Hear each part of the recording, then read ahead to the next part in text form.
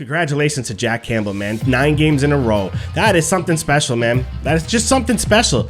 Like, I love it when a player, remember Garrett Sparks even, right? He had the first Toronto Maple Leafs shutout in his professional career, like as a debut game. Something like that. It was the only Leaf to ever have a shutout in his debut game for the Leafs. Like this year, many years later, Garrett Sparks. And he was like crying and stuff. Like, so for guys like this, for guys like Jack Campbell, I mean, Campbell's 29. Okay, so there you go. He's not in his 30s yet, but he's not exactly a young guy out there. Okay, in today's hockey game, he's kind of an old man, right? And he's still hanging in there, getting it done. So I just want to say, hey, congratulations to you, man. I hope this keeps going for you. I really thought the boys might have let you down near the end there, but they helped out when they needed to. You helped out more than you needed to. You've been playing up here when all you were expected to do was play here. So Jack Campbell, right? Get the Campbell soup in the chat for him. I know it's supposed to be for McKay, but we use it for everybody. Who's got soup cans? Throw them up for Jack Campbell right now in the chat, all right? But yeah, so what a game. I mean, history's being made here from here on out. It's just good. You know, you got vintage Jason Spezza coming up with the first goal, right? Oh, I love that guy, Jason Spezza. You know, he's just, like I said, he's so calm. He's so cool. He's in there in front of the net, not even worried about who's guarding him. You know, he'll take bumps and hits. Guys, you know what I consider a tough forward? I consider a tough forward the kind of guy that stands in front of their net, and when those guys cross-check him and slash him in the back of the legs, he doesn't retaliate. He doesn't cause drama, because that ruins the play, right? I love the forwards that get right in front of their faces, butts to them, trying to get tip-ins, and when they're getting hacked and slashed, they just keep getting back up, not saying a word, because you know what? It frustrates the guy covering them, you know what I mean? And then they do find that opening. That's how they grind. They just take abuse. They don't give any. They don't give any. They take abuse. Because their abuse is rubber hitting twine. You know what I mean? It's the puck hitting the back of the net for guys like Spezza. That's his punishment. That's his reward. That's what he loves doing. So he'll take those cross checks. He'll take those slashes. Or he'll just even stand next to guys that you would swear could just knock him out, whatever. He's not afraid of anybody, but he's also not roughing it up. He's there to do one thing, and that's find the puck and put it in. That's his only mission. I love that about Spezza, all right? So another vintage guy coming through huge times. And then Tavares gets one too. He's not exactly a young man anymore, right? He's supposed to be the old man leadership type role a little bit, like right in the middle, I'd say. He's on this side of the middle, let's say. You know, the older side of the middle, right? And yeah, man, Tavares, he's getting one in there. Yeah, Hyman was taking busted up noses and stuff. Hyman's a great example of that too, man. You know what I mean? Hyman's like a younger Spezza. You know? He's one of those guys that just straight up takes the abuse. He very rarely mucks it up himself. Like he doesn't really like give the old face washes. He doesn't really like hack and slash at guys too much. I mean, you know, it's hockey. Every now and again, someone just gets pushed to the limit and they got to stand up for themselves. It happens. But for the most part, you know, Hyman's another Spezza. Just taking abuse, high sticks. How many times did they grab him? Like to yank him off of people in front of the net, and he's just like, whatever, dude, whatever. Like arms go up, he's not trying to fight, but he's also not looking like scared either. He doesn't look scared at all. Hyman's in there just getting grabbed by dudes way bigger and tougher than him sometimes, and he's just like, whatever, shrugging it off like it's nothing. I love guys like that. I'm telling you guys, there's a time to be tough by doing the punching and doing the grabbing, and there's times to be tough by not doing it. Being tough enough to be like, you're not even on my level right now, or you're not even thinking the way I'm thinking right now, any of that stuff. So guys like Spezza and Hyman, I love for that. And then you got Matthews, right, coming in with another 2 goals. How many 2-goal nights has he had? The poor guy like very rarely gets a hat trick, but he's had so many 2-goal nights.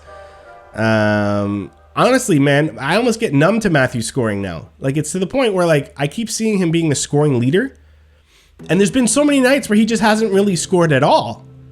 That like he either scores none or he scores 2, you know, and those 2 games, you know, those 2-goal games rack up, you know, and when you see him leading the league still, I forget sometimes. I see him up there at the top still, and I'm like, holy jeez, he's still up there. Because some nights I just feel like he's non-existent, like for scoring. For other things, he's great.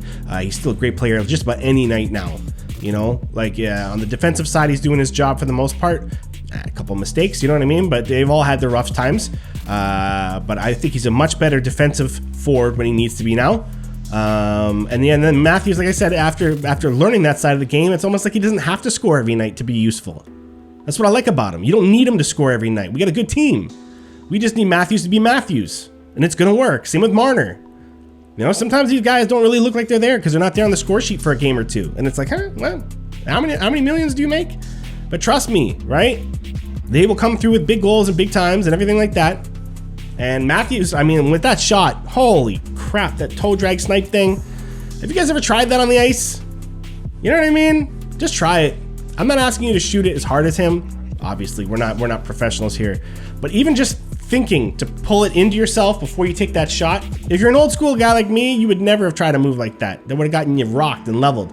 But guys are not throwing the hits so much anymore on one-on-ones and stuff. You got some room out there. So if you're a guy like Matthews, who's big and strong enough, you don't have to fear the hit so much. You just kind of go, woo, woo, and oh my goodness. It's a little detail that creates big separation, right, from you and the guy in front of you, which allows you to get that puck through, right? It's a beautiful move. So I highly recommend any of you guys just try it for fun in a backyard or public rink or whatever like that. Do it. Who cares? I still try to do the Michigan stuff. I have no clue how to do that, but if you watch me long enough on the ice, you'll see me try it in a warm up or something like that. I'll still do it because I insist. I gotta figure it out at some point, right? Anyways, so yeah, man, the boys played great. I seriously don't think they're gonna have too much problems down the rest of the way. If they keep this up, I mean, they're not gonna go undefeated or nothing. We all know that. But just, you do a few games in a row, and then if you lose one or two, it's not the end of the world. That's what we've all been saying, man. So many of us in the chat have been saying, right, that we don't have to be so worried when things are down for the Leafs this year, because no matter how down they've looked at different points in the season, they have never looked down compared to what down actually looks like. We're just so used to seeing them getting better each year that now when they slip up, we act like it's just as bad in their first year when they slipped up. No. Right? I could show you mistakes that they made every night, including this night as well too, right? Which we'll get to that in a second. Or maybe we won't. I don't know. So I can point out mistakes every time, but it doesn't mean that they're making the same bad mistakes they were making 4 years ago. They're improving. They're improving for sure. It's great to watch. It's a lot of fun. So I hope they continue doing it. Like I said, I saw some defensive lapses. Like I'm telling you, right? We got lucky again tonight because Campbell made a few good saves and we had a heck of a lot of offense.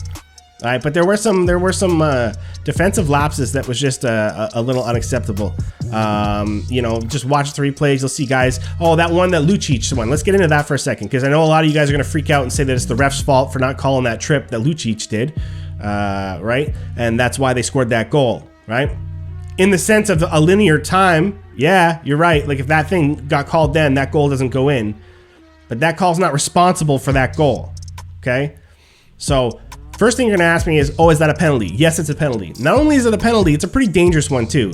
And from a guy like Lucic who has just, every year, it's just like more and more of the same stuff. He's always got a little bit of just thug mentality, and I'm not saying it was a dirty play in the sense that I really don't think he was trying to hurt him.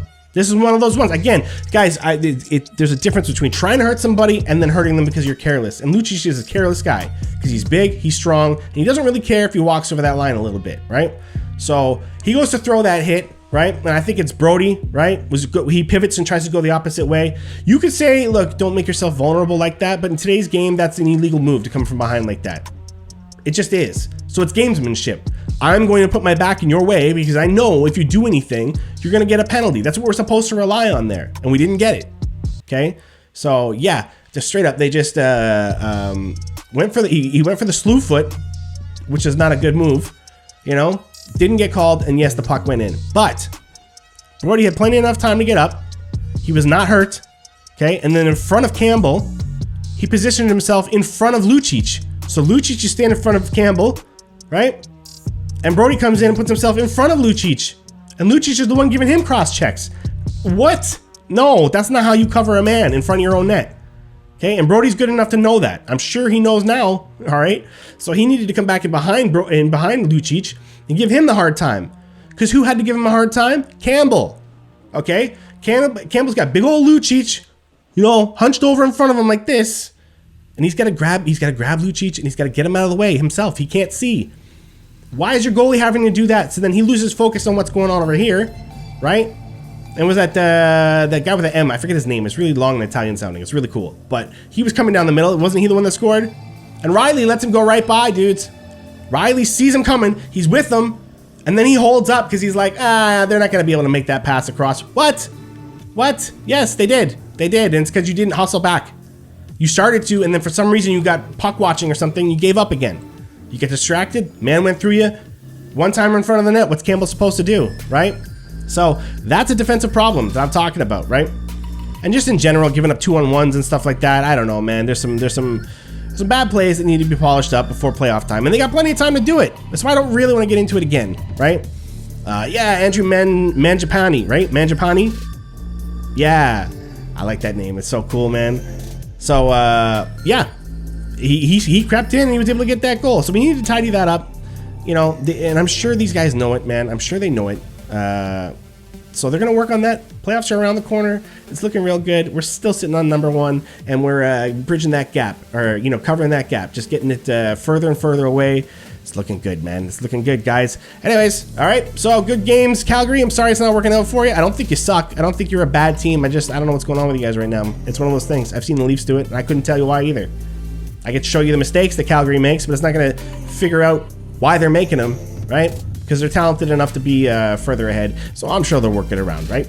Anyways, that's what I think. Okay, now I want to see what you guys think, okay? Because I don't have a lot of time. It's a very late game, but I want to get into a little bit. I owe it to you guys. You always stick around in the chat, so let's go. Let's see what you're saying here. Snith. Quick before you go, I want to remind you, I'm also on Twitch after every Leafs game just talking about what happened. It's seriously blowing up way bigger than the gaming stuff, so if you like NHL but you also like talking hockey, come on out after every Leafs game, only on Twitch.